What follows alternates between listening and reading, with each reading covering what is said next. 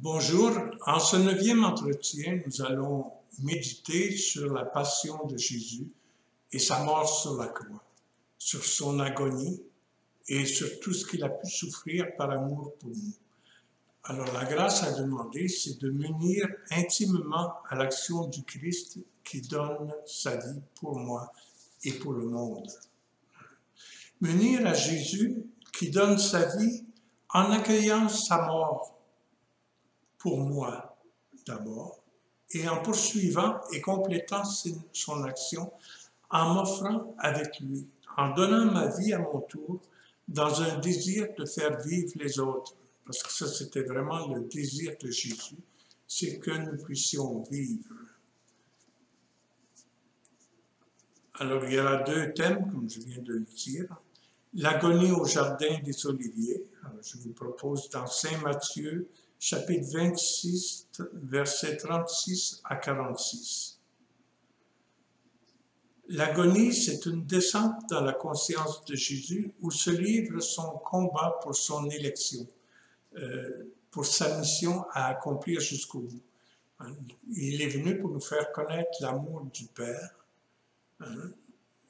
en aimant jusqu'au bout, sans cesse, comme Dieu le Père nous aime toujours. Alors, c'est le déroulement concret de son oui. Alors, pour vous aider un peu dans la méditation sur l'agonie, on pourrait dire beaucoup de choses. D'abord, Jésus a souffert de façon physique. Il était à genoux, prostré. Il a eu des sueurs de sang. Bon, il a agonisé. Un niveau de lecture qu'on peut prendre aussi, c'est le niveau psychologique. Mon âme est triste à mourir. Jésus était angoissé. Il a vécu la détresse. Il était troublé. Il vivait un sentiment d'abandon. Même ses amis dormaient à ce moment-là. Alors que lui était là, en train de voir toute sa vie. Et probablement qu'il a été tenté de se demander, est-ce que je fais ça pour quelque chose, ou bien si ça va échouer encore comme pour mes disciples qui dorment maintenant. Est-ce que ça vaut la peine de donner ma vie, parce que Jésus aurait pu la reprendre, sa vie. Est-ce que ça vaut la peine de donner ma vie comme ça, en me laissant crucifier sur la croix? Et pourtant, Jésus a toujours continué à croire en l'action de son Père, et il a cru que son sacrifice donnerait la vie aux hommes. Et c'est ce qu'il a fait. Et grâce à lui, combien d'hommes et de femmes ont retrouvé le goût de vivre, la joie de vivre, une raison de vivre. Mais je vous demanderai de vous arrêter surtout au niveau spirituel dans cette agonie. On voit Jésus qui est en prière, Jésus qui veille, Jésus qui est tenté d'éviter sa mission, mais qui veut faire toujours la volonté du Père. Alors, une autre question qu'on peut se poser, c'est que voulait le Père? Quand Jésus lui a dit, Père, si c'est possible que je ne vive pas cela, mais non pas ma volonté, mais ta volonté. Alors, que voulait le Père? Est-ce que le Père voulait que Jésus souffre comme il a souffert pour nous, qu'il meure sur la croix? Je ne pense pas. Et ceux qui pensent ça, ceux qui disent oui, le Père voulait qu'il vive ça pour sauver le monde, ben, ils sont en train d'accuser le Père de complicité de meurtre. Je pense que le Père a souffert autant que Jésus durant sa passion. Alors, quelques pistes pour méditer aussi. Plaçons-nous à l'intérieur du Christ pour communier à ce qu'il va faire. Ne pas regarder la passion comme un spectateur qui dit « Ah, pauvre Jésus, vraiment, il a vraiment trop souffert. » C'est pas ça. Il faut se mettre à l'intérieur de Jésus et essayer de vivre ce que lui vivait au moment de son agonie, au moment de sa passion. Il faut voir aussi la passion, non pas comme douloureuse, mais une passion d'amour, un amour fou qui est prêt à donner sa vie pour nous. Il faut vivre aussi la passion au présent, ne pas rester avec le Jésus d'il y a 2000 ans. Il est ressuscité, il est ici présent et il continue à souffrir aujourd'hui dans les pauvres, dans les migrants, dans tous ceux qui meurent à cause de la maladie du coronavirus, par exemple, et qui ne comprennent pas. Mais savoir que mes petites morts quotidiennes porteront du fruit si elles sont unies à celles de Jésus. Apprendre à dire, Seigneur, je t'offre ma vie, je t'offre mes souffrances, je t'offre tout ce que je vis pour le salut du monde. Voir Jésus qui va donner sa vie. Et sa prière est une bataille où la liberté se détermine face à la mort. Père, je suis prêt à faire tout ce que tu me demanderas. Mais ça reste un combat quand même. Les tentations, c'est pas seulement au désert, au début de sa vie publique qu'il les a eues. Il les a eues tout le long de sa vie et encore plus au Jardin des Oliviers et sur la croix aussi. Il a été tenté de laisser tomber. Pourquoi? Parce que personne n'est fait pour la mort. Même Jésus n'était pas fait pour mourir. Jésus prend sur lui les péchés du monde. Il voyait tout ce que le monde vivait de non-amour envers son Père et envers les uns et envers les autres. Il prend sur lui les tristesses, les angoisses du monde. Il résiste à la tentation de faire comme tout le monde. Nous aussi, nous devons résister à cette tentation. C'est très difficile parce que partout on dit ça. Tout le monde le fait, fais-le donc. Ça, c'est une tentation qu'il faut à laquelle il ne faut pas succomber. On voit aussi dans l'agonie et dans la passion de Jésus que Jésus n'est pas intéressé à sauver sa peau. Il est intéressé à une chose, c'est faire la volonté du Père. Demandons-lui cette grâce pour nous aussi. Il se savait innocent, condamné. Mais il faut voir aussi dans la passion de Jésus, une passion d'amour, que l'amour est plus fort que la mort. Il va ressusciter 3 jours plus tard. Sa passion n'est pas passive, mais active. Il donne sa vie en y consentant lucidement. C'est ce oui qui va donner un sens à sa vie. Oui à la volonté du Père. La passion, c'est douloureux, mais c'est pas triste. On peut se demander, mais pourquoi la passion? Il faut refuser tous les compromis ou connivences avec le mal et la mort. La question n'est pas de souffrir, mais de vaincre le mal avec le Christ. Et dans mes décisions, je peux compléter la passion du Christ.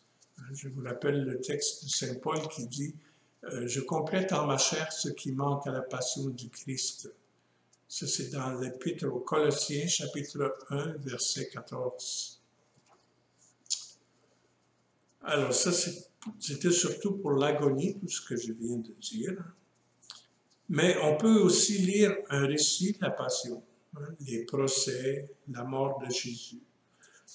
Ici, je vais vous donner les 7 paroles du Christ en croix et vous retrouverez les références sur le blog écrit. Père, pardonne-leur, ils ne savent pas ce qu'ils font. Ça, on peut méditer pendant des heures là-dessus. Aujourd'hui, tu seras avec moi au paradis, dit Jésus au larron. Femme, voici ton fils. Fils, voici ta mère. Jésus qui donne sa mère. Il a été dépouillé jusque-là. Père, pourquoi m'as-tu abandonné? Alors pourquoi Jésus dit ça? Il est en train de réciter le psaume 22, qui est un psaume d'espérance et non pas un psaume de désespérance, comme on pourrait le croire.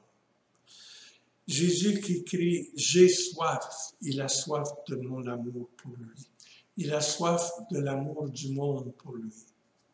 Il a soif de l'amour du monde envers le monde. Père, je remets mon esprit entre tes mains.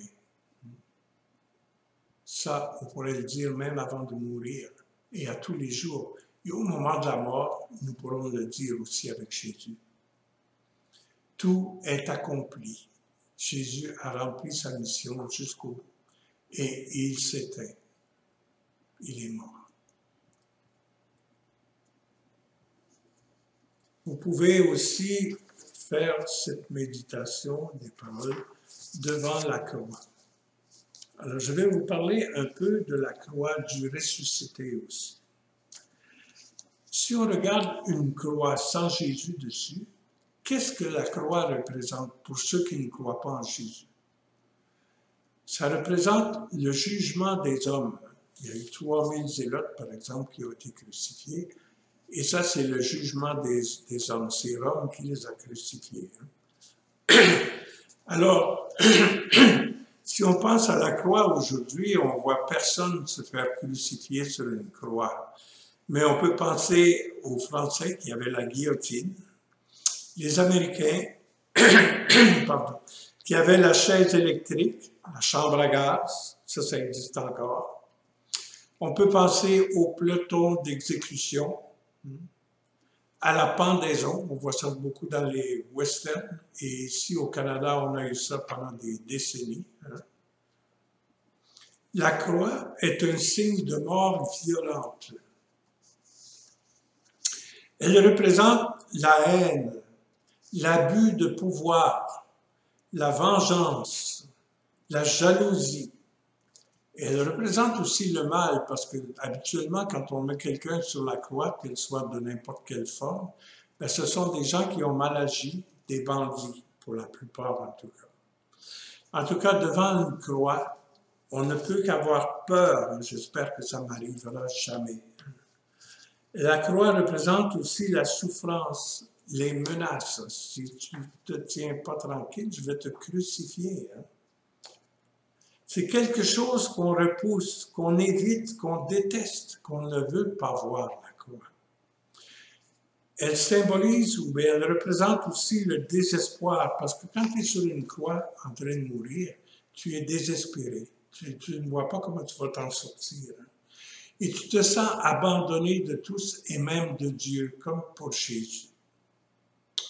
Ça, c'est la croix sans Jésus dessus, que voient ceux qui ne connaissent pas Jésus.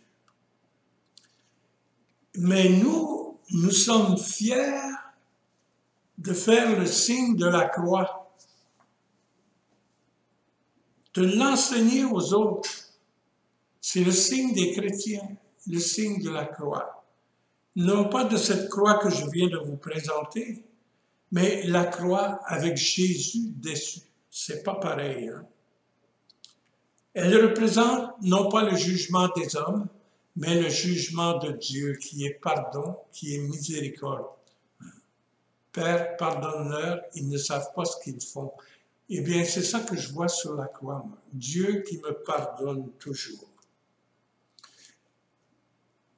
Ça peut représenter aussi l'espérance et non pas le découragement, le désespoir. Le chrétien se lève en regardant la croix parce qu'il veut, s'il s'allie à Jésus, s'il se joint à Jésus pour sauver le monde, n'importe quelle souffrance peut arriver à être positive à cause de ça. Quand j'étais jeune, vers l'âge de 18-19 ans, j'allais travailler au foyer de charité à Montréal, où il y avait des enfants qui souffraient de dystrophie musculaire, de paralysie, toutes sortes de choses comme ça, et que les hôpitaux ne pouvaient même pas prendre parce que c'était trop de travail pour eux et les parents n'arrivaient plus à s'en occuper. Alors on les envoyait là, et là il y avait des bénévoles qui travaillaient pour ces enfants-là. Et moi, j'ai été nommé infirmier. Eh bien, je peux vous dire que j'ai rencontré là des jeunes qui, en prenant connaissance de Jésus en croix, ça a bouleversé leur vie. Par exemple, Jean-Pierre, il avait voulu se suicider quand il a appris qu'il avait la dystrophie musculaire. La dystrophie musculaire, c'est grave, hein? C'est les muscles qui meurent un après l'autre.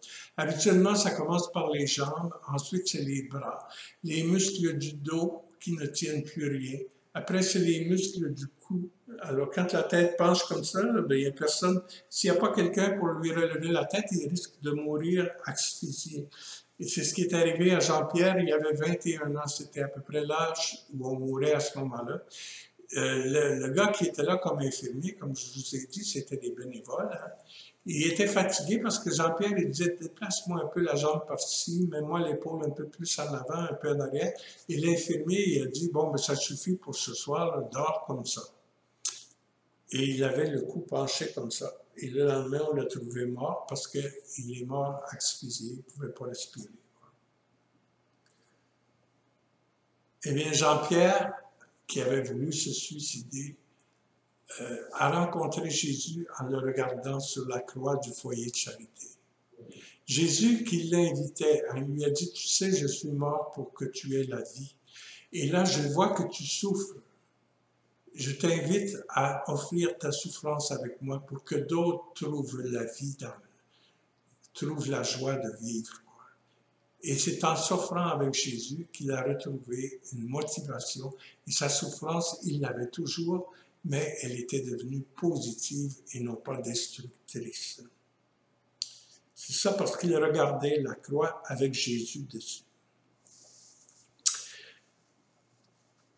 La croix, moi, représente non pas la haine, l'abus de pouvoir, la vengeance, la jalousie, le mal, mais ça représente l'amour vrai avec les 7 conditions que je vous ai données. Hein. Donner sa vie pour ses ennemis, mais la donner aussi pour ses ennemis, et non pas seulement ses amis. La croix, ça ne représente pas Dieu qui m'abandonne, mais ça représente l'amour de Dieu pour moi, qui s'unit à ma vie pour que elle devienne belle et vivable. Et à ce moment-là, la croix ne fait pas peur. C'est sûr qu'on peut avoir peur de la souffrance, mais en même temps, on peut l'accepter, cette croix-là, parce qu'on sait qu'elle est porteuse de vie. Et ça, on voit ça dans les martyrs et dans les malades du foyer de charité qui ont changé, qui ont offert leur vie par amour pour le monde et avec Jésus, quoi. À ce moment-là, la croix, elle est acceptée. Hein. Et comme Saint Paul, on peut dire, qui me séparera de l'amour du Christ? Rien. La croix prend tout ce sens parce que Jésus est ressuscité. Dieu ne l'a pas abandonné. Dieu ne nous abandonnera jamais. C'est la même chose pour nous, qui nous unissons au Christ. Dieu nous aime et il est avec nous. Alors, Jésus en croix, ce sont nos péchés, nos souffrances, nos faiblesses, nos lâchetés, nos peurs, nos tristesses, nos angoisses qu'il portait. Je vais vous mettre seulement une musique sans parole pour méditer devant la croix. Passez plus qu'une demi-heure, faites-en plusieurs aujourd'hui, à regarder Jésus devant la croix. Et si tu es porté à accuser Dieu de quelque chose, regarde Jésus, c'est Dieu qui t'aime assez pour mourir sur la croix pour toi. Bonne méditation.